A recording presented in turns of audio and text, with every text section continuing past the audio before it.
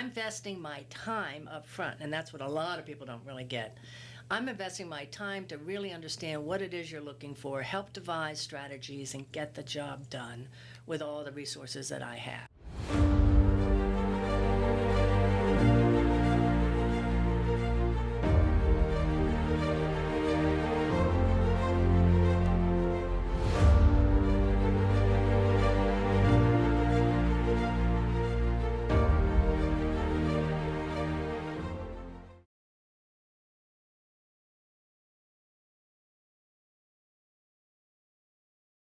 Hey, welcome back to the Real Estate Excellence Podcast, where we bring you the stories and insights from the top performing agents, industry leaders, and business innovators shaping Northeast Florida real estate. Today's guest is a powerhouse in every sense of the word with over 40 years of business experience in sales, leadership, and management. She's worked with Fortune 50 companies like IBM, co-owned a successful business in Greenwich, Connecticut, and built an impressive real estate career here in Ponte Vedra Beach since 2005. Her client first mindset, tenacious spirit, unwavering professionalism have earned her recognition in Jacksonville's Business Journal's top realtors list and Jacksonville Magazine's Women Empowered list, and even an appointment by Governor Ron DeSantis as Commissioner for Volunteer Florida. A dedicated community leader, industry influencer, broker associate with Compass, she exemplifies excellence in real estate and beyond. Let's welcome to the Real Estate Excellence Podcast, Mandy Morrow, to the show. Hey, thanks for having me today. Thank you. Yeah, this podcast is only going to last so long. We probably could go on for hours because you, in our pre-show talking, you're now diving into AI, into that. And I think about IBM, and my mother back in the 70s was working with Texas Instruments. Oh, yeah. And at that time, it was like amazing when they brought the watch and it had a digital, that little red lights. Yeah. And now here you're working, are diving into AI. Yeah. Everybody in this business, for the most part, brings some history with them in terms of what they've done before. And I actually worked for about 23 years in the tech business, first with IBM for about 16 years, and had some very unique experiences at IBM that really parlay into my appreciation, let's call it, for artificial intelligence today. Yeah. Because during my time with IBM, not only was I in sales and sales management, actually started in Dallas in that regard, so I was quite familiar with Texas Instruments. Yeah. But then had a unique opportunity to join IBM's Watson Research Group, which is up in Hawthorne, New York, and totally not in sales, but actually working in a skunk works group, if you know what that means, and focusing on high-end supercomputing in the early 90s. It was absolutely eye-opening. My colleagues were these IBM fellows that were so smart that, I couldn't even understand what they were saying many times. Yeah. So it was a great experience that I had in understanding how technology can be applied in different areas. In this particular case, we were doing high-end data visualization. People, back then that was a new thing, but when you take large, disparate data sets, financial information, oil and gas information, and you're trying to glean insights very, very quickly. There's ways to do that, and back then it would be color coding and things like that. So I got an appreciation for technology and what it can do and can't do very early on. Yeah, we were in Pearl Harbor, went to Hawaii in March. And I didn't realize what had happened until I started reading some sign. We're inside the USS Missouri, and it was decommissioned and recommissioned and decommissioned again, and I believe it was 92, if I'm not mistaken. All the computers and everything, almost as like the sailors just walked off the ship because they're still there. And my kids are, 12 and 15, looking at these things. I mean, what we can do in our hand today versus what those computers couldn't even do with the power of the federal government behind them is just mind-blowing. And now taking AI, and it's like the wild, wild west of technology. Yeah. No, it's a good thing, and there's pros and cons and ways to implement. But what I have found recently is, and you look at all the key functions of a realtor, right? I'll say right off the bat, one of the things that I think is very key is understanding your client. you've got to understand your client's objectives and really ask a lot of questions. So your number one job always is to understand your client, what they need, when they need it, and advise and consult with them. And that's kind of the way I approach that. But once you do that, you need to also put together information that they need. And so I found that there's really two camps right now in the AI area that can help me do that more efficient and effectively.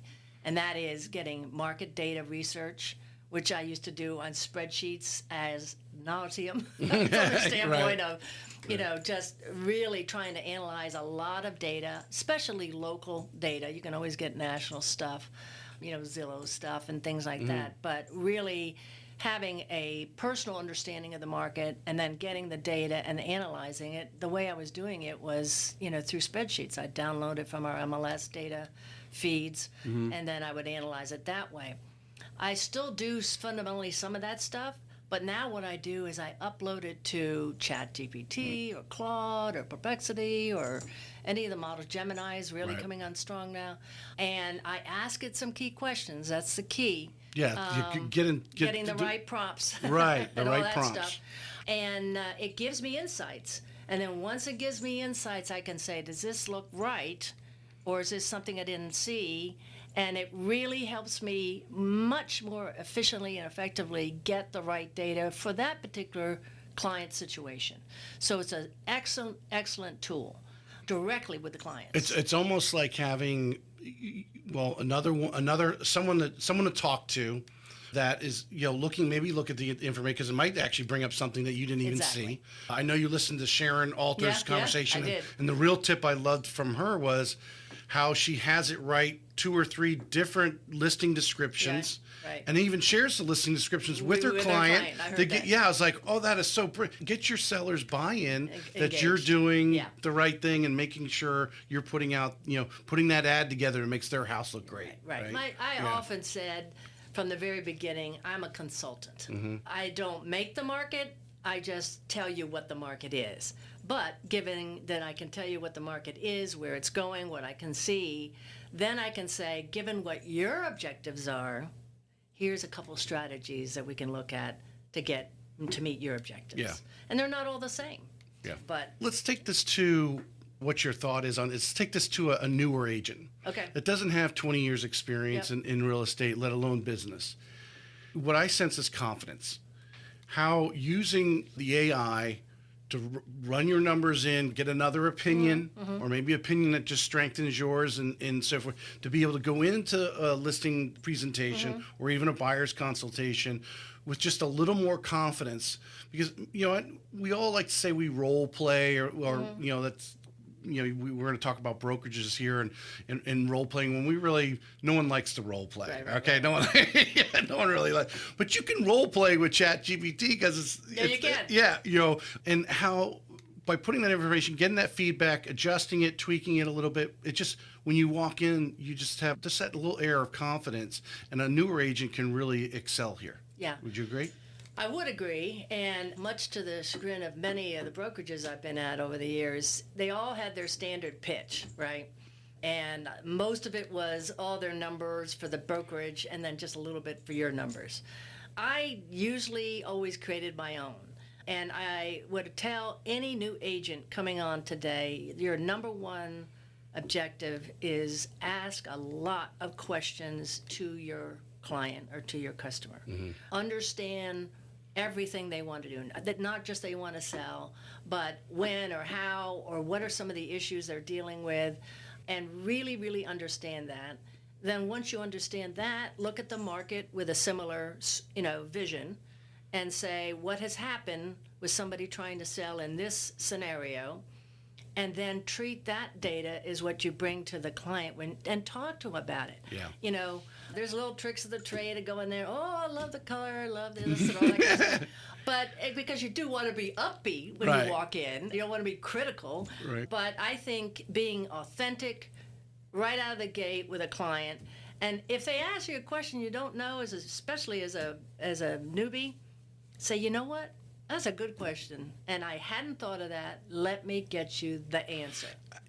It really goes back to that old time phrase, take 2 hours sharpening the axe and 15 minutes cutting the tree down. Yeah. There's some people that really have a gift of gab, can get in front of people and make up a bunch of stuff. We know some people like that. Yeah. They have scripts. They just can roll off with this and carry on a conversation where most of us are not so nimble necessarily in front of people. But if you're prepared and you go in, you spend 2 hours sharpening the sword, getting the data, running it through ChatGPT, really fine print, and then going in and presenting that with confidence. That's your 15 minutes of cutting the tree down. I'll give you a good example, and this was in the tech business. I was meeting the CIO of GE, and I had this long presentation put together, all the presentation charts that everybody used to do all the time. It was a PowerPoint or whatever that stuff was. And I had it all down. I knew exactly how long we had the meeting, and I'm sitting there, and he walks in, he goes, "Mandy, nice to meet you. I have 5 minutes." About had a heart attack, but you can't, what are you going to do? But going through the presentation, and I did the presentation, I didn't have an assistant do it. Going through all the data, I was able to distill 3 of the top things that he needed to know in this case. So the one advice I would give anybody making a pitch is, 1, do your own stuff so you know all the words and all that kind of stuff. And if the words aren't your words, throw them out and put your words in there. Know and always have, before you walk into any meeting, what are the 3 key points or objectives that I have for this meeting, and just have those taped to your forehead. Because if something like that happens, that's when you're going to look them directly in the eye. You're not reading from some PowerPoint, and you're going to tell them, here's what the deal is. And then 2, when they ask questions, you will have known all the data, and you could hopefully answer the questions. But if you can't, you go back. But that's the biggest advice I would have to anybody starting this. That just makes me think, because you deal a lot in the Ponte Vedra, some higher priced homes and so forth, the luxury market. And those type of consultations are a little different than someone who might be, a $200,000 or $300,000 home, selling their first home and moving to their second home, whatever that might be. And you're going in there to have a consultation. Would you say a majority of those people are used to that boardroom type situation? They're very busy. Yep. They only got 5 or 10 minutes. Yep. Then hopefully you end up being in there 30 minutes because you're giving them information they really want to hear, right? In preparing to tell it, because obviously a lot of agents, they all want to be in the luxury. They want to be in the Ponte Vedra market because it's a higher price point and so forth. But it takes a little bit more preparation, and you got to have your stuff in a row when you go in there. And I like what you said, having at least the top, you quickly analyze, these are 2 or 3 things that he has to know. I've got 10, but these are the 2 or 3 that are the most important. And sometimes you're only able to get those out. When you think about it, it's a judgment call that you're making. So you better be right if you're in front of that CEO that's trying to sell their home, or the high-end luxury buyer or seller. Because you're right, they don't have time. They have all kinds of advisors telling them what the market is, telling them their financial situation. So, you're the expert in this particular area. If they want to buy a home and they've given you the criteria, I had a wonderful sale in December, $13 million at the time. Last year was the 3rd highest sale, I think, in this whole area last year. And, so I had to know my stuff. But there's one other point I want to make about this particular one. I didn't know this buyer. She was a personal referrer of mine from somebody that had asked me, hey, would you put together some information on my home? My husband's just passed away. I'm not selling my home, but I just need this information from my attorneys and stuff like that. And I hopped to it, put together the information, gave it to her in a nice book, said if the attorneys had any questions, to give me a call. And that was that. And literally 2 weeks later, I get this referral from this woman for this high-end luxury person. Right. And so, just as an aside, it's about relationships, but it's also about knowing your stuff. So, where however these any type of buyer or seller comes into your purview, whether it's a first time or not, it's really, I get back to this, it's really understanding that individual or family's objectives. And if you don't ask the right questions from the get-go or before you go to your presentation, you could be blindsided. Right. So. Right. I think it was Sharon. If I'm not, well, I had two Sharons in a row. I had Sharon Mills, Yeah, and then Sharon Alter. Both So I of had them two. are great. I know them both. Both are great Yeah. real estate agents, and both of them. I think Sharon was. We talked a little bit about asking more. Drilling deeper, basically, with every one of our clients. Because I do get real estate agents who call me from the lending side, and they say, "Can you do this? Can you do that?" And of course, I have a question. Sure. Well, okay, well, maybe, but do you know this? And they don't know it. And it's some really, I think the relationship, or they're a little shy, not confident. That's the only reason I could say why they didn't ask it. But, over the years, I would imagine you've developed to a point where obviously you saw a tipping point where, hey, you know what? The more I know from them, the quicker I find them a home. And then I'm getting a referral because they appreciated the fact that I actually took time to ask a few more questions that might have not felt good, whatever it is, a financial situation, they don't like it, necessarily, but you got to get that stuff out so the transaction's just that much smoother. Yeah, and that's another key point. Anybody I interact with, whether it's a first-time home buyer or somebody that has a lot of money, like an investor that bought, 19 homes from me from 2012 to about 2017, you really have to understand where they're coming from and understand their objectives. And it's not a transaction, it's a long-term relationship. If I am dealing with somebody, calls me up out of the blue and wasn't referred to from anybody, and they're snapping questions at me and saying, and asking for some unrealistic stuff, or have unrealistic expectations of the market. I'm dealing with some people like that right now. But I have to ask myself, and this might sound crazy, but do I want to have a long-term relationship with this person? If the answer is no, for whatever reason, I'll refer them to somebody else or suggest that maybe this isn't a good partnership, because it is a partnership. Yeah. I'm investing my time up front, and that's what a lot of people don't really get. I'm investing my time to really understand what it is you're looking for, help devise strategies, and get the job done with all the resources that I have. How do you... Because I think that what you just mentioned, the scenarios is very common. You get that question from, I don't know, maybe it's an A personality person. Mm-hmm. They like to feel like they're in control. Oh, sure. And they're drilling down, well, not drilling down, they're rattling off questions that they assume you immediately know, like these are definitive answers. Right. Like boom, it's like it just doesn't happen that way. Right.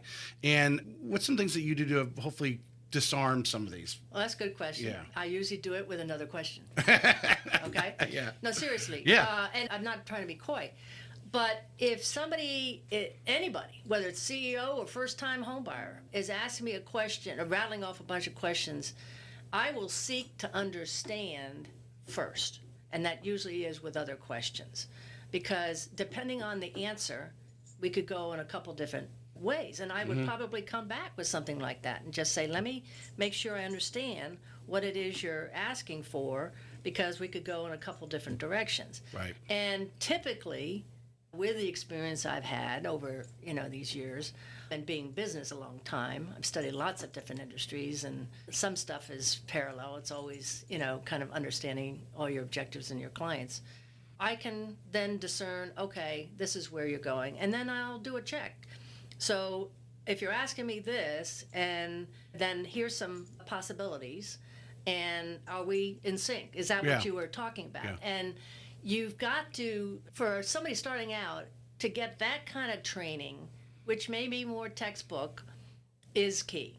Yeah. Because you need to know, and there's actually great books out there on how to ask questions. And I would say, or a consultative approach, right? Because that is most helpful. Well, because a lot of times, because we are the experts in our relative field, you've got this person asking this question, but really they're asking a question, and they may not know. That's not really what they're asking, but that's the only thing they know to ask. Exactly. Obviously, when it comes to mortgage, what's the rate? Right, and right. You have to come, if you're in the mortgage business or any lending, that's the only question they know to ask. Right. They don't know of all the other things that are going to happen right. in the next 30, 45 days or whatever. Right. And then when they're asking it, I imagine obviously you're dealing with a lot of unique properties. Mm-hmm. These are not, a lot of them are custom homes. Yep. And they're asking one question, but really expect you and your answer not to be yes, no, or black, white, to really open up Expand and it. tell them all the more. But you've got to know why they're asking the question Right. to know where you want to expand to. Exactly. Yeah. So, and that the only way you get there is by asking more questions. Yeah. And I've been successful. I have a lot of people that come to me that don't live in the area. Mm-hmm. So I have phone calls, or let's say I've connected with them. They know, they've said, this is what I want. They're going to come down at a certain time.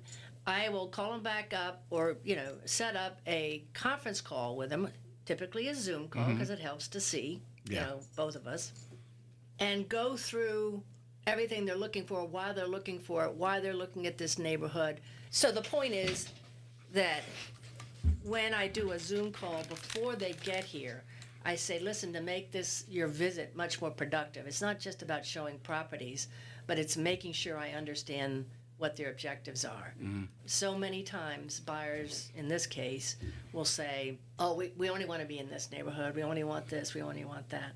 And so I'll go ahead and send them all that information, but then we'll have a call and we'll go through, and it gives me a chance to really tell them my knowledge about the area, things they could also consider. And many times we leave that call with a list of additional things for me to do, to say, hey, let me show you, I call it the Chamber of Commerce tour. Mm-hmm. So we may not actually, we'll see some homes, but let me give you an overall of these communities here so you have a better appreciation for it. And you don't get there unless you ask those kind of questions. Right. And by the way, for young, agents starting out, that shows you're really listening to them and wanting to make sure they understand the area and getting a full complement. How many times has a buyer said, oh, my agent just showed me this one neighborhood and I never got a chance to know that there were all these other ones? That is because the agent didn't do that. Right. So that's it. No, I think the thought that went through my head while you were describing that, one, the agent that just rushes to that one house in Nocatee because they said they wanted all those things. Well, they may have said they wanted all those things, but didn't want some of these things. And you have to listen to that client, because the common thing I think every agent's dealt with, they've been told something by a friend, relative, or whatever, like don't live in a CDD, for example. Right. But then when they start describing where they want to live, those are CDD communities, right? So you have to somehow warm them over to explain them, because obviously the information they had was not good, and you don't want to insult the person they got it from, because it might be someone they know and trust. But you're the expert, and you got to warm them over to say, hey, you can't just rush out, because if they're saying A, but they're really describing B, because B is, you're the professional, that's what they're actually wanting. You have to figure out, and the only way to win them over is through, like anyone, how to win friends and influence people, by listening to them, repeating that you're paying attention to their wants and needs. And when it comes to the point of you suggesting, like, hey, based on what you've told me, yep, I would recommend this because of A, B, and C, they're going to go or be more warm to your suggestion. I can't tell you how many times that's happened in my career. One that sticks out is these clients were coming up from Delray Beach, which I actually grew up in mostly after we moved from New York. And they said, oh, everybody said we want to live in St. Augustine, World Golf Village. Right. And I said, okay, great. And they had a couple neighborhoods. But I said, what are your objectives? Or I'll ask it a different way. What do you like to do to Mr. Client? Mm-hmm. And he tells me golf, blah, blah, blah, blah, blah. And then I look to her and I say, what do you like to do? Well, I love the beach and this and this and this. As it turns out, they both liked the beach more than he liked golf. Oh. And he just liked the fact that do whatever she likes to do. He knows better. Oh, yeah. Who sits in the back seat? That's another whole story.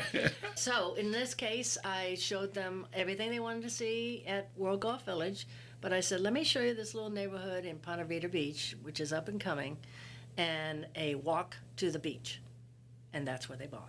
Oh, 100, yeah. Yeah. And by the way, it was significantly over their price point. And I told them that. And I said, listen, this is maybe something you might want to aspire to, whatever. Well, guess what? They bought it. They figured out how to do it. Yep. Yeah, 100%. It's just, I know we got lucky. We moved into St. John's Golf and Country Club I sent my wife out. She had all these list of homes. I said, I'm going to work. You go, you narrow it down to 3 or 4 homes that you like, because it didn't really matter to me. Right. And it was 2009 and ended up being a foreclosure and ended up being obviously a great neighborhood and all the kids, and we grew our kids up there. I was selling down there. But I didn't even know what a CDD was. Okay. And then fortunately, I was in less than 7 months there. I was now on the CDD board and I didn't even know what the CDD was. Yeah. I just volunteered to be on covenant enforcement, and they loved that on the HOA, and they're like, oh yeah, you could, we're going to nominate you because you're the one person on the chairperson of the board, liked what I was doing in covenant enforcement. And then also, so I'm on there, and I spent 11 years. Now I know what a CDD is. Good. But what I realized when I stepped back was, I got lucky.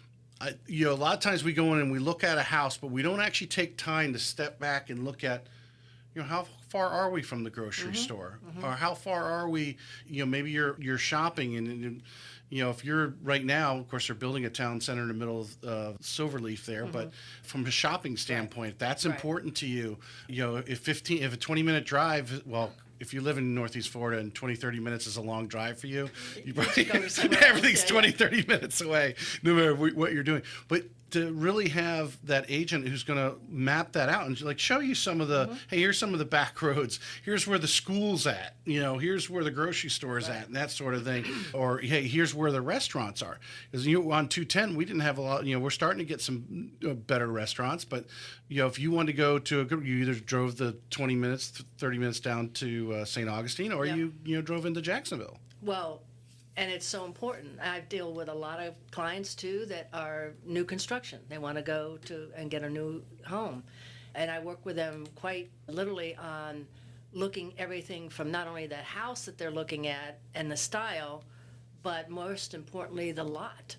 And if, as an agent, I know how to look beyond the lots. What direction is it? Is it backing up to a preserve? Is it backing up to another development? Is it backing up to commercial space? I mean, all those things, and that's an expertise that the average buyer wouldn't have access to. Yeah. And it's really key and important, and to be highly involved at that, especially at that point in the process with a new construction deal. I sort of felt sorry for it because I know, we got that new expressway coming over, and I knew some of the builders, site agents that were selling that neighborhood where literally that expressway is coming in, and they're not going to talk about it. And yet now, if you have a good agent representing you when you go into that new neighborhood, they would be telling you, hey, you got to realize in 7-8 years there's going to be an expressway coming in your back door.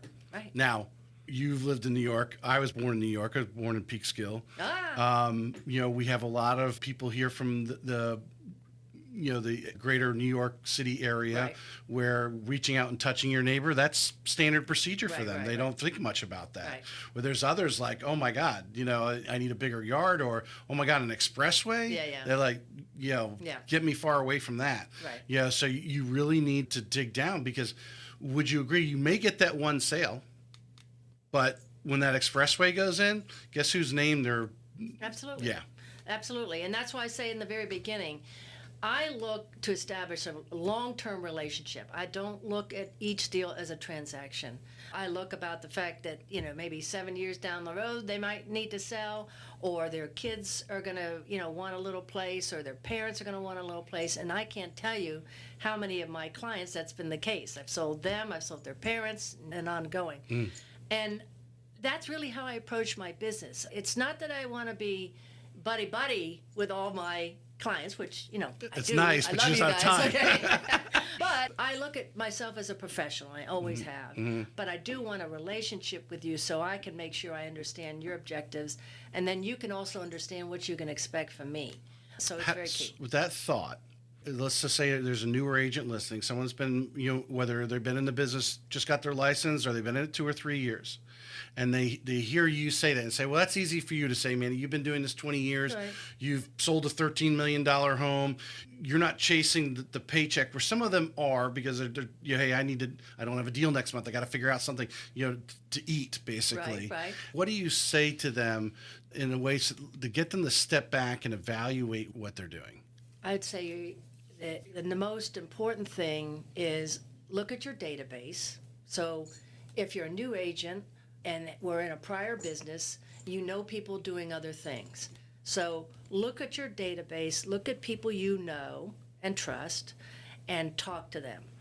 You know, if it's your buddy, call them up and say, do you know of anybody that's, you know, thinking of moving here or has friends that are thinking of moving here? So you've got to find, you know, people that you can start to work with that are looking. And that takes some time. And that's tough. And I understand that. But it's all about the number one. And by the way, in my opinion, don't buy leads. Oh my God, if I had the money that I spent with Zillow, I could have retired. I'm not kidding you. Yeah. I'm not kidding you. That's another whole story, but I probably shouldn't.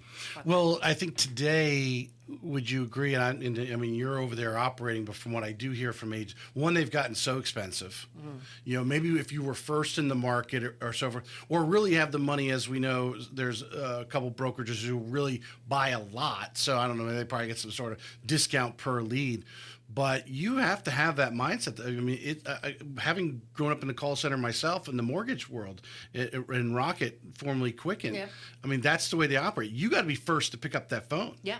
And yeah, because they know, especially when we were obviously a refi shop up until 2009, and they started doing more purchases. But if you're not the first one to pick up the phone, you're out. Yeah. So, you know, you're sitting there talking to one customer, and then all of a sudden a lead's popping up and blowing. If you're not picking that phone up, someone else is, and you just got that mindset all the time. You've got to be operating that way. And then you only have that couple minutes to impress that person, right. Or they're moving on to someone else, because that's the type of client you're chasing. Yep. And I know that's gotten even tougher because, you know, there's whole groups, that brokerages that, you know, hire people, and that's all they do is try to call leads and warm them up and stuff like that. There's even a term for it. I can't remember it. But I would go back and look at the people you know, either from past business or not, do a good job of telling them you're in the business, and ask for referrals for people that know and trust you already, okay? Right. The second thing would be for the people in your office, do every open house you can do. I sit here and I smile of all the open houses I started with when I was with Watson, and I would sit there for hours and nobody would come in. It was like, what am I doing? But you really get to, you know, sharpen your saw a little bit on when people do come in. And most open houses and most sellers, I don't know if they know this or not, are really better for the agent than for the seller home. himself, yeah. And so I would say those two things would be the things to focus on first. And then you're authentic with the people that know you, and because it's a numbers game. When you do this lead stuff, I have thousands and thousands of spreadsheets with leads I've gotten from lots of different groups, okay, over the years. And maybe a small percentage really yielded anything. Yep. Where am I getting most of my stuff? From the people that I've been working with and who know me over the years. So yes, I have the advantage of being in the business for 20 years. But when I first started out, not only had I not been in the business, I had not lived in this area. I moved here from Greenwich in 2004. Right. And then jumped into real estate in 2005. Right. And then had a heart attack in 2007 during the recession. Well, you brought up brokerages, and I know that's one of the topics that I always like to bring up, and we were talking pre-show a little bit. My question is always, you know, how important, and what's a good way, especially someone who's been in the business, has worked for 3 or 4 of the major brokerages in our area. The first question is how important it is to a brokerage for many agents in getting their business off the ground, having, you know, whether it's a good broker or senior agents in there that'll mentor you or that you can rely on. And then the second part of the question, and I just forgot it. The first question. Yeah, go ahead. Yeah. So let me clarify. So what exactly is the first question? So the importance of getting with the right brokerage. Okay. That can really, you know, you can't do everything. I know Compass because, like I said, my wife just joined it, and she's all excited about the technology and so forth that's there. How important is that as part of your business? I think it's very important for somebody new coming into the business to really analyze some of the top brokerages. I say top brokerages because they'll have programs, you know, Watson. I love Watson. They were meaningful in my first part of my career because they had programs that could teach you how to do your business. Then I gravitated to Keller Williams because they were focused on how do you build a business as a professional, as the CEO of your own business. The next, basically a next level in your career. Yeah. Yeah. And then when I felt like I had that down, I was intrigued with Coldwell Banker. Having been with IBM for many years, Coldwell Banker was the go-to for relocations and stuff like that. So I was really focused on more of a global mindset, and that's one of the reasons I went there.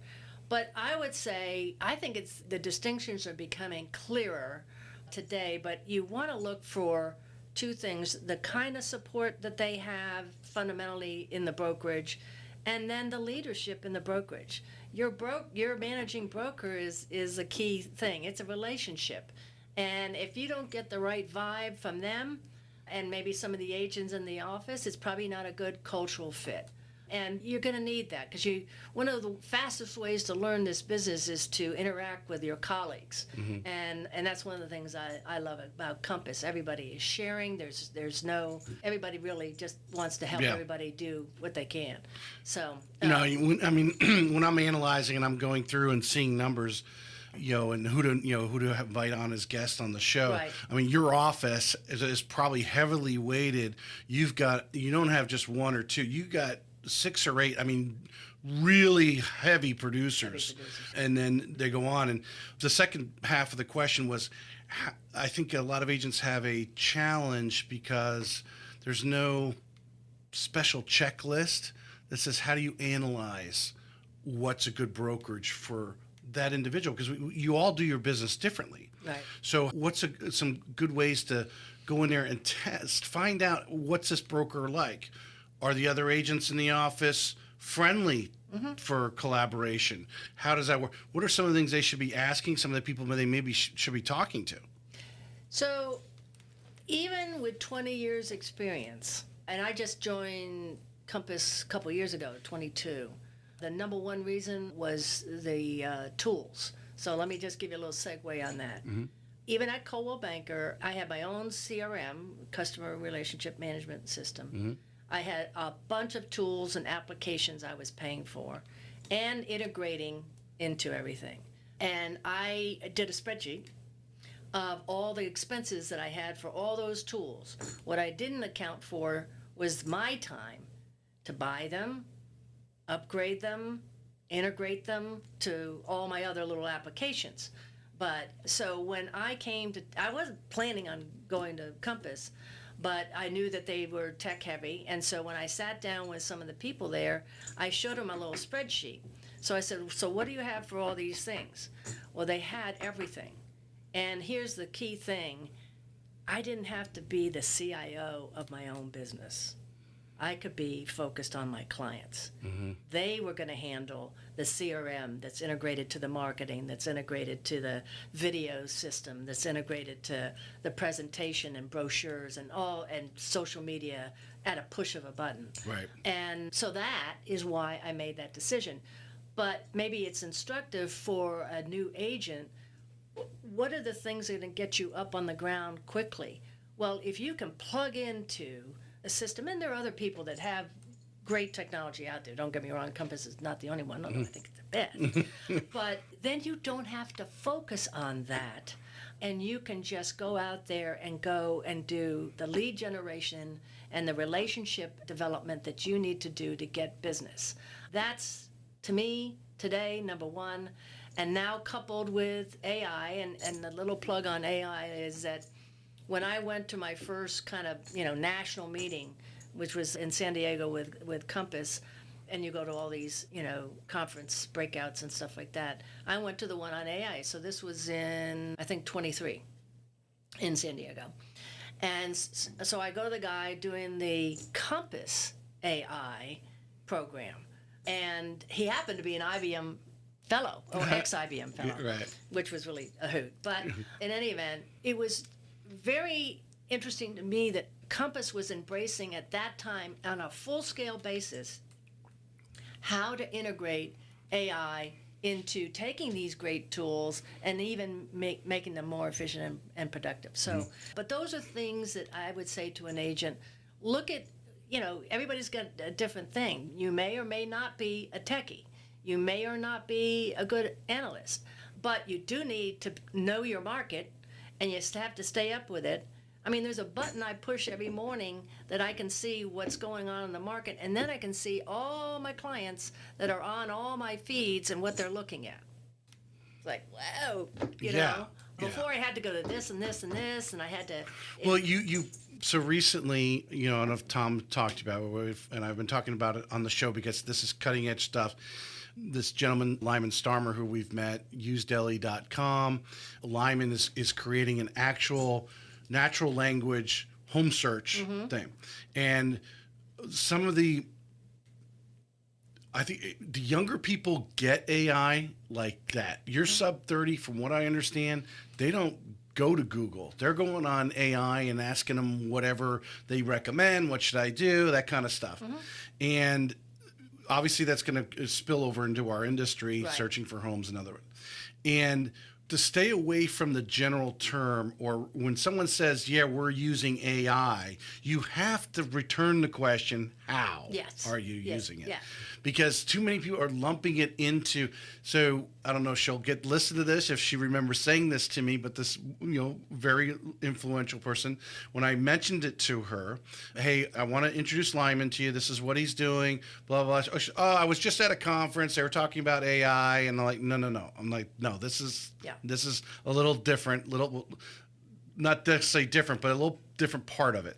And what you're talking about when they're integrating all these systems that you're talking about, and I heard I just listened to the end of your CEO, I guess the video you guys were sent out the other day. It was forwarded to me, and where he was talking about, literally, and I visualized an agent being in their car saying, hey, add John Smith to my CRM, blah, blah, blah, just met him, whatever. And you're literally just talking to it as if it was your assistant sitting right beside you taking notes.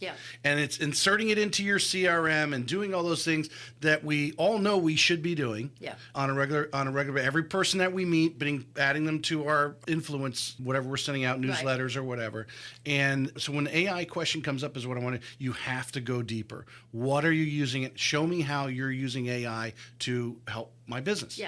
Well, and that's a really good question, because right now the general opinion, let's say, or experience that agents have across the board, not maybe the brand new ones, is to write better listing descriptions and a brochure and make sure my grammar's right and stuff like that. It's great for that. It's good. It's great for that. But let me tell you, I just went through an intensive 4-week deal with a guy who used to be with Compass, and now he's kind of broken off in that.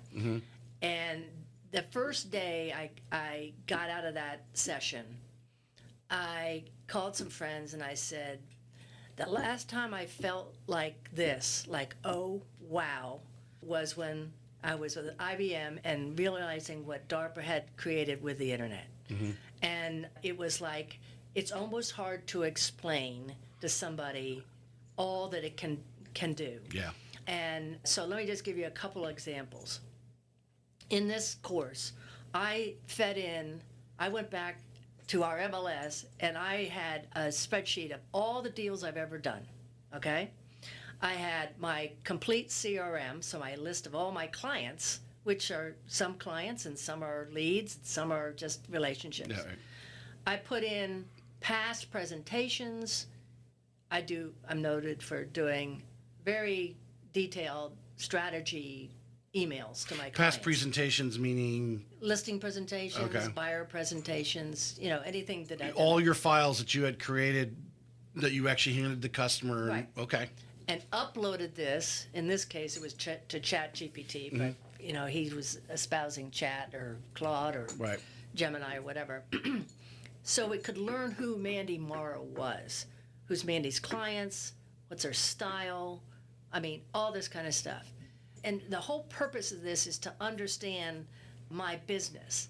And so I can now, and I'm starting to do a little bit more of this, I can not only analyze my clients and where they're coming from and any trends to that, so that I can make a distinction when I have a new listing.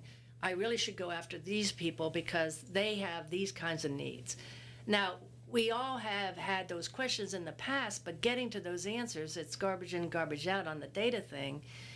it was always harder to discern that information. Like you said, everybody tells you, go ahead and feed your CRM. So if you just met this person, put in some key, you got to do that stuff.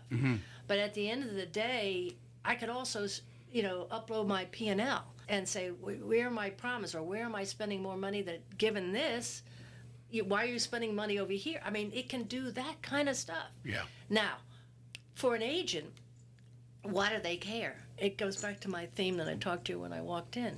The number one thing for agents today is, where do you spend your time? You want to spend your time with the clients and understanding their needs, not doing this stuff. But you need this data in order to be more efficient and effective with them. And that's where AI is going to make a difference if agents really learn how to apply it correctly, in my opinion.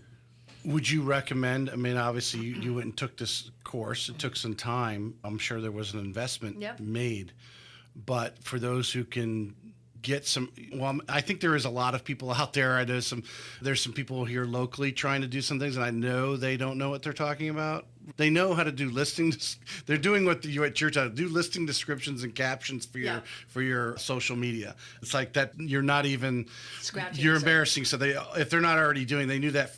Anyone can go in there and do that. Right. And actually, I think the add-on a lot of people don't know is upload the pictures too. Yeah. Upload the pictures and say, analyze these pictures and give me a listing description, and then go in there and tweak it a little bit, because it might see some things that you don't see. Exactly. Yeah. So if you're doing that, but that's, it's getting so much better every day from that. But that really, if you see yourself in this business, if maybe you're retiring in a year or two, you could say no. But if you see yourself in this business another 5, 10, 15 years or more, you probably want to step back and go and take one of these courses, because it's going to make your life so much easier. Au contraire. Yeah. I won't tell you how old I am. Tom better not either.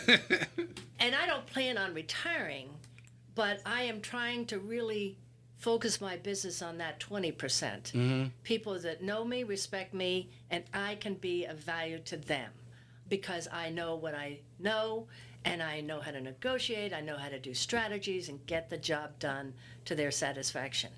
I am using this to make myself much more productive, so I can take that trip to Italy that I've wanted to take for a couple of years. Right.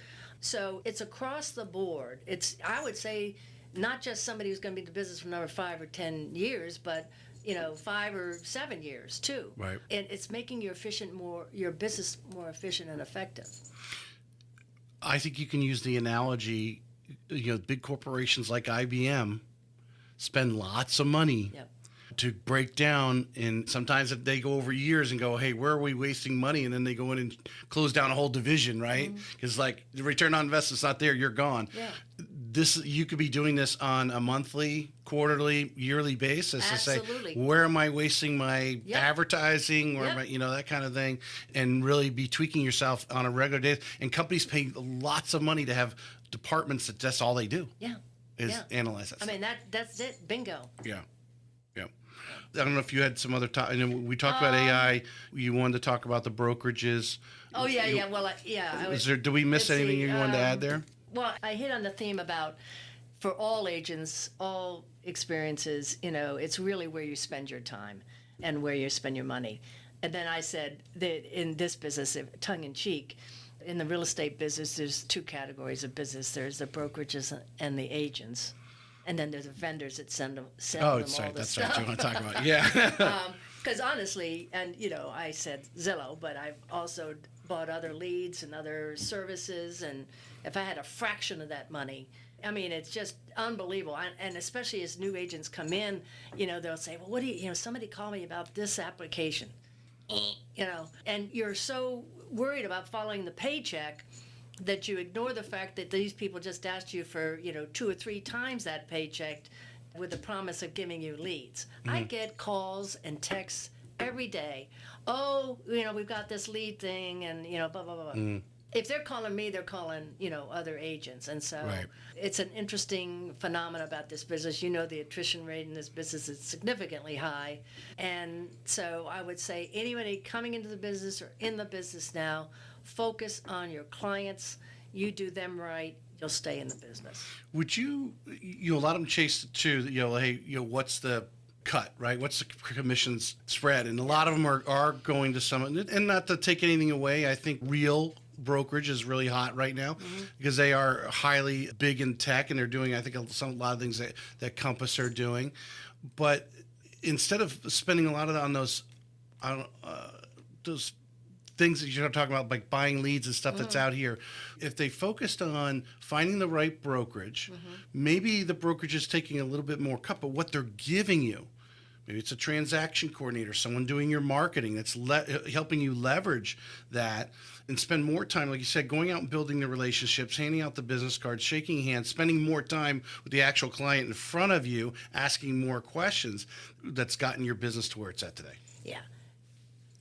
So in my situation, I can tell you this, that when I left in my former brokerage in 22, and I did it based on the fact that I had this tool set, my commission went down slightly, okay?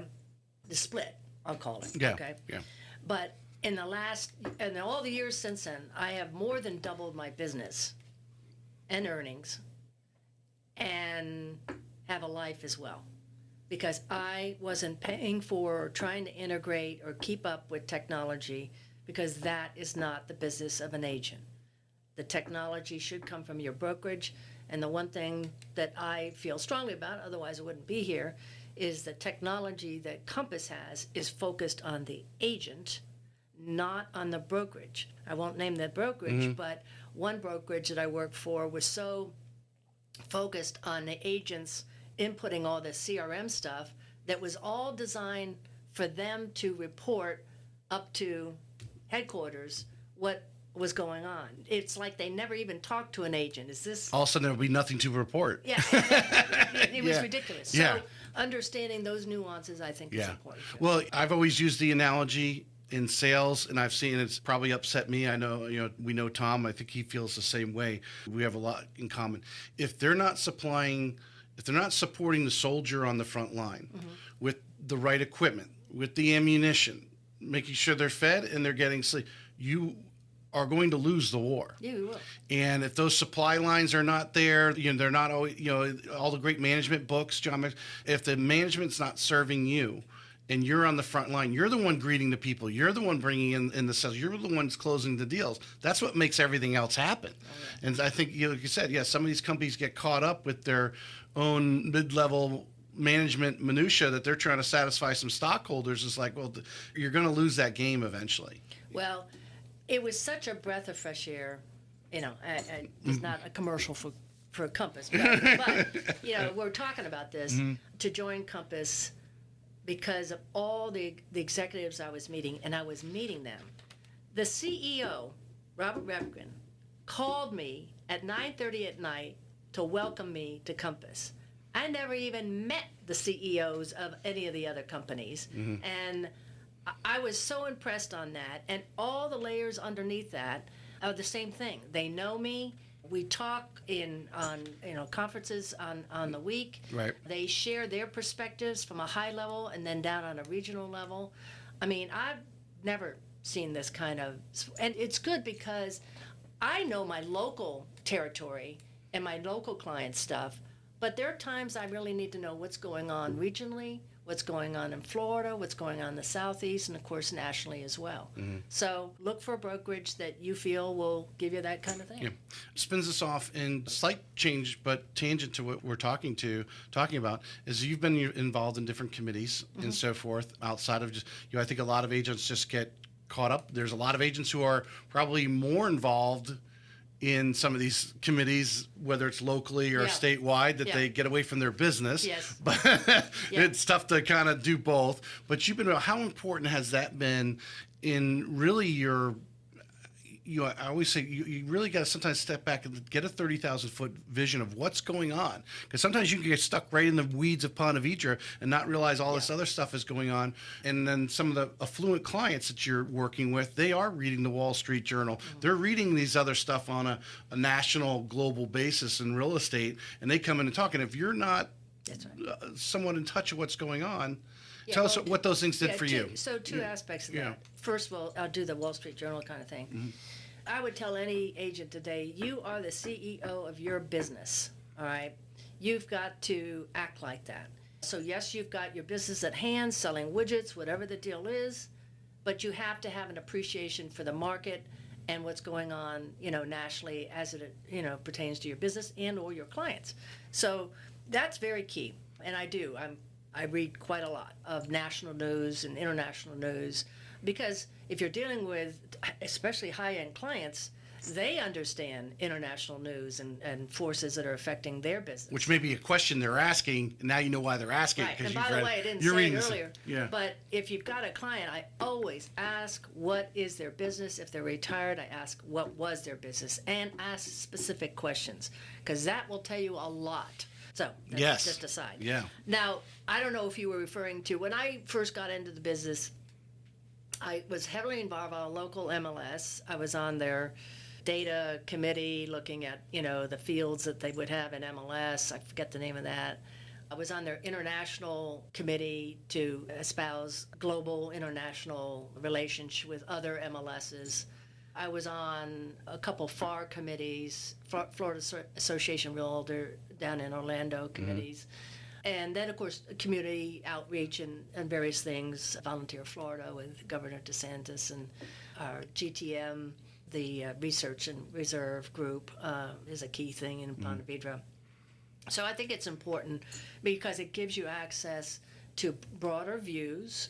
You get to meet other people too, and you're involved in things that are good. So, whatever that is that resonates with an agent, it's important, in my opinion, to be involved in that. So. A lot of people, the common thing is here, like, education. How important, you're talking to some of these new agents that, they're starting today. They just got their license last week and they're ready to get going with their brokerage. To fill their day, because if they're not shadowing somebody and physically being with somebody and they're like, okay, what do I do? Right. I think it was Sharon Mills who took her corporate experience at General Motors and was talking about, put a full day, put that 9 to 5 in. Put that full day in. Don't think, hey, I don't have anything to do this afternoon. That they should be searching out lunch and learns or whatever's going on at NEFAR as far as training, and take it in. And sometimes take these classes, especially contract classes, 2 or 3 times. That really, they have to come into real estate and operate just like they were if they were working for somebody on an hourly basis. Absolutely. Yeah. Absolutely. And that is really critical. There's so much education. All realtors around here join NAR. NAR has a whole bunch of education. You can get education. So I would say, go that route. I ended up advancing my education by getting my broker's license.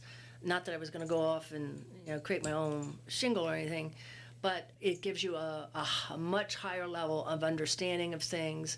This is a tough business. As you know, it turned on a dime with all these lawsuits in the last year or two. Our entire MLS database changed last year.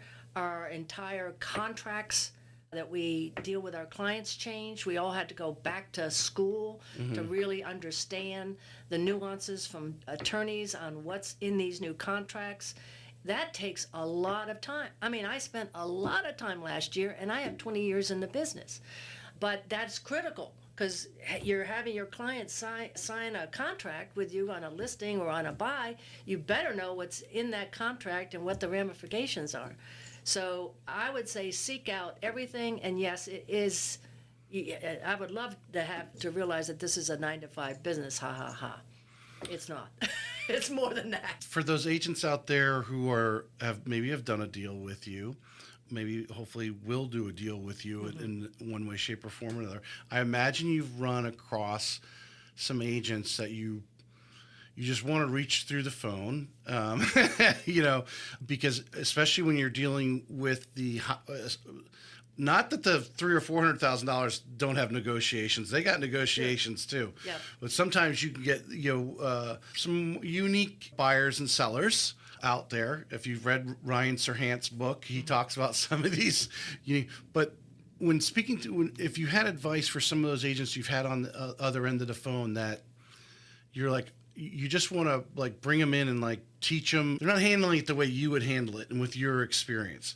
What are some of the advice? I mean, you could share a story maybe that you recently, don't have to mention names, obviously, where, there's just a better way to do it so that everyone wins. Because the bottom line is you have someone that wants to sell a house, someone wants to buy a house. Right. How do you get them there? Yeah, 2 points on that. And that's a really good question, okay? Because I've had a lot of experience with that. The number one thing is you're representing a client, whether a seller or a buyer, your number one loyalty is to them. And so you've got to obviously keep that in mind. But to that end, let me give you just a rough example. If you are a seller and an agent comes and presents a crazy lowball offer, I try to be not educational, but consulting with the other agent. How did you come up with that, or how did your buyer come up with that number? Okay. And then I've got a pretty standard format of how I would ascertain comparative market analysis on just a statistical level. And it's a one-sheeter, and it's very easy to get out of our MLS. And I will do that for the buyer's agent. And I'll say, this is how, let's make sure we're dealing with the same data, okay? Right. Send that to them, and then have a talk with them and say, what do you think? And they go, oh, but I don't know if they're, I said, why don't you share this with them? Because this is really where the market is. And then you could do a plus or minus, a couple percent, so they feel like they get a deal. And there's lots of ways that, so the way I approach those kinds of situations is to discuss it with them and not be adversarial, because you mean you don't say you're crazy? Well, no, that's after the deal is done. It's like, oh my God, where's that person? I'm not gonna next time. I mean, it says it's a joke. It's not a joke, but when I'm doing a deal and I'm bringing a deal to another agent, or they're bringing one to me, and it's somebody I've dealt with in the past, I go, oh God, this will be great. This will be a good thing. Because we both understand the business. We're both fair and square. That's all you really want at the end of the day. And it's just like, oh, great. When it's somebody that's an unknown, I give them the benefit of the doubt. Yeah. And if it's somebody that I've had an issue with, I've just a little bit higher, awareness of that I may have to, deal a little bit more differently with them. But I really try to teach, but I don't want them to think I'm teaching it, because that could insult them. Right. Try to, make it work that way. When you're dealing with, you're in that multi-million-dollar price point, the fluctuation of a price of a home, easily $50,000, $100,000, I would imagine, sometimes overnight. Right. What was the last whole house sold? Because those houses don't sell every day. Right. It's not like, some cookie cutter, planned urban development. These are custom homes and how you arrive at some price. So I would imagine, sometimes the buyer will just throw it out there just to see what you say. What's the response? Well, I had a situation one time when I had a listing in Sawgrass Country Club. That's where I live. And my seller was focused on this number. And this buyer's agent came in with a ridiculously low number. And you had some number in between, I would imagine? Yeah. And my seller said, nope, I'm not going to even reply. So I was going, oh, he's not going to even, just tell him that he's nuts, we just listed it, whatever the deal is. Nope, didn't want to reply. So I had to say something to the agent. I said, listen, we just listed it. I have comps that support this, but he's officially not going to even counter. Well, the agent went, oh, what do you mean he's not going to counter? I said, but that's what my seller has chosen to do. So we pushed back from the table. A couple days went by. Another offer comes in. A little higher. Same person? Same one, yeah. And so we did this 4 to 5 times. And we got very close to his listing number. You just had to wait it out a week or so, 2 weeks maybe, yeah. And it doesn't always happen that way. There's all kinds of things.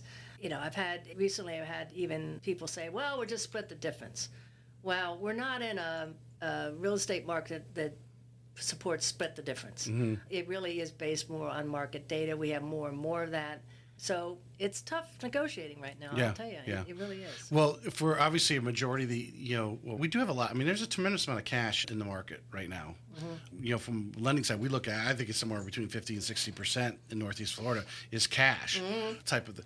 But where the interest rates are at right now, of course, we've been, we were told over 2 years ago by some of the mortgage experts. I don't even listen to him. Tom listens to him. I refuse to listen to him anymore because he told us in the summer of 23 that we would see high 4% interest rates.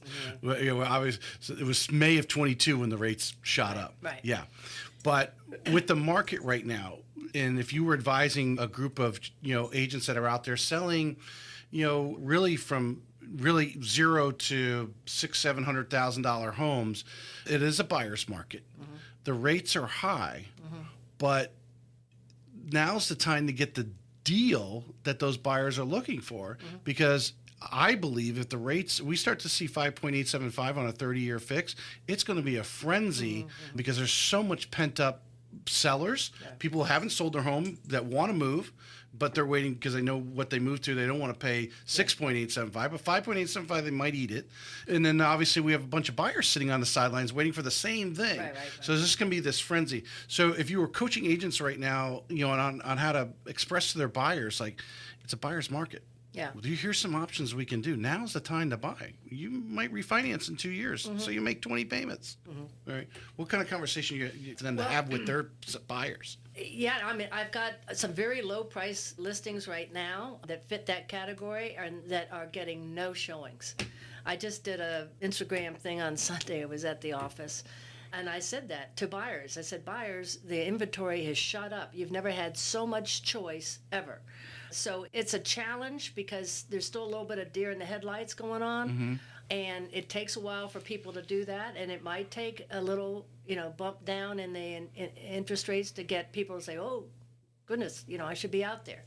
The other strategy is that if you can't get a direct buyer, shift to investors. So look at your CRM and say, do I have anybody that would want to buy and hold and do rentals? Because this is at a really good price. So that would be another strategy to think of. So every agent really on a lot of their listings, especially a home that could be rented out, they should be analyzing quickly what kind of rent can this house get. Because I know Tom's educated. And I'm going to ask you give us a story on how a great lender helps you close deals. We'll finish with that. Okay, good. But these DSCR loans, if you're in an area where you can get a nice rent. And with 20 or 30% down, these DSCR loans that really are just looking at, hey, what's the payment, the cost of the home versus what's the rent? And if you're in a neighborhood where that matches, you got yourself an investment property right now, which I think you would agree. If the rates drop, we will see an increase in price point depending on the area that we're in. No, you're right. Yeah. You're right on that. Tell us a story how a great lender can make a deal for you.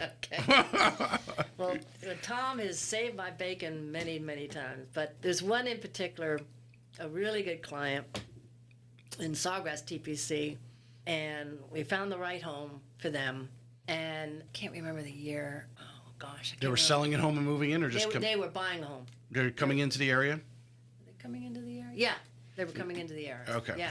He was coming over from Panama City. And this guy, his business was finance and investing, so he knew numbers, okay? Which is really fun because, Tom can go toe-to-toe, that kind of thing. Yeah. And so everything was working great until the appraisal came back, and we were far apart. It was a big number on the price of the home, but it's a low appraisal. Yeah, and it was, big numbers, big numbers, right? So it was nothing to sneeze at. And I said, oh my God, what do we do? So we worked out a strategy where we actually got another appraiser, and then we had to negotiate with the seller and try to whittle that down. And I'm trying to think who he was working for at the time. But the bottom line is he's got the contacts, no matter, which group he's with, to make the deal happen. And between Tom, working his end on the finance, and me working my end between the buyer's agent and the seller, or the buyer and the seller in this case, the seller's agent, we were able to make the deal done. But again, it gets back to Tom and I are totally in sync. he understands that I understand. You're talking about asking questions to the agents you're dealing with. He'll ask me these questions. If I don't know the answers, I'm going to go back and find them before, we move further along. Because, at the end of the day, what that's saying is if you don't understand the playing field, you can't negotiate. So that's a critical thing. Yeah. So no, that's a great point, because a lot of times we just assume they're just going in and buying a shirt. And if they don't like the color of the shirt, they're just going to go somewhere else. It's not like that in real estate. There's only one address. There's only one house that's how the backyard's laid out. They walk into that house and they see themselves driving into that driveway every evening, right? Exactly. And living, raising their kids, whatever it may be. And we really need to know, the phrase is, how bad did they really want it? Is this, are they willing to spend a little extra to get it? Or is the seller, what is their situation? Or they need to get out of this place? And, I know Tom brings up a lot of stories when it comes to lending, especially when you're dealing with the, higher end homes. These guys, I think when people start going over $1 million, their attitude is all based on the market, what their investments are doing. Oh, yeah. If the investments are doing well, I have no problem buying that $1.5 million house. Or whatever, Well, it depends on that. Yeah. There's times that my phone rings off the hook when the market tanks because where they're going to put their money. We're going to move it to. Well, we might well move to real estate in Ponte Vedra because look at the appreciation rate. Right. So, and that again gets back to read your Wall Street Journal, read your, Financial Times, really understand on a broader basis, on a local basis. I remember when I was at Watson, and Mr. Watson was still there. I made the mistake and called him Bill one time in a meeting, and I think half the women almost had a heart attack because I called him Bill. It's like, no disrespect, sir, but I called John Akers John at IBM. But he was really good because he would look at the local factors that really affect the economy, employment rate and job growth and things like that. And he always had that, right at his fingertips, and that's key to have that stuff too. Well, to have, I call it verbal ammunition. You've got to, and then knowing why, again, back to why they're asking that question. Maybe the market has gone up or gone down, and that's what's causing them to make that decision. So you got to go back to that reason of why they're actually having this conversation with you and relate that to them. Tom was telling the story that the client that you had was moving locally, but if he took his money out of his investments, he would have been taxed tremendously. Right. And it was cheaper for him to take this little short-term loan to get to where he wanted to go. Right? With the dark horse. Yeah. To get to where he wanted to go. And then, we've had Dark Horse over. But for those who know, Dark Horse does basically, they're an equity lender, hard money, whatever you want to describe it. And they're short-term lenders. They're not, they do a 30-year fix, but they're looking at the collateral. Right. They made the loan. The guy didn't even actually make a payment. You sold his current home, and he was able to pay that loan off, and who knows, it was probably 30 days or less. Less than 30 days. Yeah. Less than 30 days. But that was reasonings for him wanting to move, that's the important thing. Yeah. And then having a partner like Tom, because once I understood this is what he wanted to do, I called Tom and we strategized on it. And he said, I think I have a way to do this. And so I said, okay. And we went to the next step and we covered it off with my client. He liked the idea. And then I was under, oh my God, I got to sell this other place. But, we were able to price that right. And the story goes on. I don't know much of my time to do it, but we put his place on the market, which was a luxury condo within the gates of Sawgrass Country Club.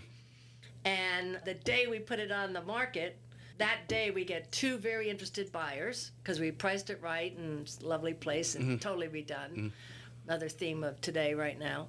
And then we got an offer coming in the next morning, and I got a call from my client, and he said he was on the top floor of this condo, and it rained the night before, and they were changing the roofs, and they didn't put a tarp on it. Oh, no. And water came down through it. And my seller called me. I mean, he's got a lot on the line, right? He's just bought this other home. He's got this money out there. We just put this on here. We have, everybody's going to hear about this. Right. So he calls me up at 6:30 in the morning. He says, Mandy, son, what are we going to do? There's water that came through the condo and everything. So I said, is the contractor there? Is the management company there? He goes, yeah. I said, I'll be right over. I go to the contractor guy, who's the head of the company. And I looked at him and I looked at the management guy and I said, you've got 4 hours to give me a letter that says that you're going to fix this right now, all the damage in his unit, and you're going to give me a 6-month protection. Anything that a buyer, once they bought it, might reveal that wasn't discovered. Fixed or, yeah. And you're going to have that to me by 3 p.m. Otherwise, I'm going to lose the deal. And I don't know what my seller is going to do, but he's not going to be very happy. He might have to call his lawyers. Well, that's a little hair to that deal that I didn't hear about. Oh, yeah. And guess what? I got the letter. I Right. gave it to one person who was actually writing the offer. I said, here's the deal. We'll be totally transparent. And believe it or not, that was like a Thursday. By Monday, the place was all fixed, painted, everything. Spotless, yeah. Well, that goes, I think a lot of agents would have just stepped to the side and been like telling their seller, oh, you do this, that. You stepped in. Lean in, and took babe. control, yeah. You got to lean in this business. And I called, the president of the association. I got him involved. Mm-hmm. It's getting the deal done. I mean, this is where my New York comes out. And I'm nice about it. I wasn't mean to him. But I helped them understand what was at stake here for the seller and for all the other, people in that building. So. Yeah. Was there anything else on there that we didn't hit? I think, let's see. No, I think that's it. We got everything? Oh. Other than the fact that this whole time I didn't tell you, which I'm sure you know, but for 4 years in a row, I have to say this, Compass has been the #1 brokerage in the United States by volume. Nobody seems to know that. Every time I bring that up to a client, really? But it's true. Well, I personally, even though I'm involved in the business, but it goes back to what I said earlier. When I'm looking at the different brokerages and stuff, there's shops I pull up. There's no one even on that list that I would invite to come on the show as a top producer. You guys have got this list of people, and I would think any agent out there, if you've been in the business a little bit and you want to be surrounded, there's a couple other brokerages that I would recommend. But if you're trying to get in this luxury, you want to hang out, you want to be in the 5 people you hang out with type of thing and be the 5th person. Yep. Compass here in Jacksonville is a place to be. For sure. We've only been here a couple years, and so we're still, trying to explain to people who we are. We're not the bank. We're, a real estate firm. Yeah, and I've been to your office.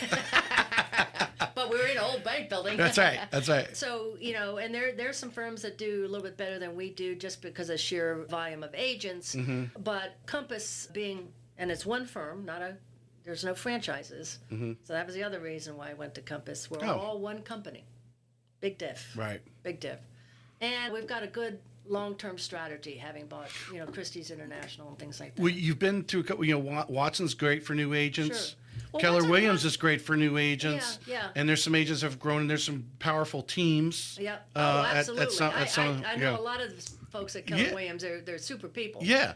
But when you think about it, if I'm out there an agent and I'm producing, as my wife was been looking for over a year, and she decided to join Compass, and the energy and money that can be spent when you are really focused on this whole spectrum from 0 to whatever your top producer is, there's a lot of, we know 70-something% of the agents didn't even do a deal.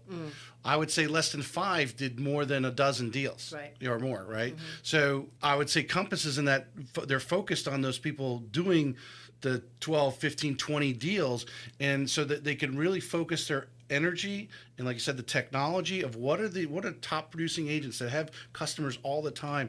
What do they need? And that's the supply lines, taking those other things off your plate so that you can focus on the clients in front of you. Right. So I appreciate you coming on today. Hey, this was a lot of fun. It was. I was a little nervous coming on, but I had fun. Great. Thanks, Mandy. All right. This may be it for today's episode of Real Estate Excellence, but we both know your pursuit of excellence doesn't stop here. To connect with the best of the best and really take your skills to the next level, join our community by visiting TracyHayesPodcast.com, where you'll meet more like-minded individuals looking to expand their inner circle and their personal experience. That's available at TracyHayesPodcast.com.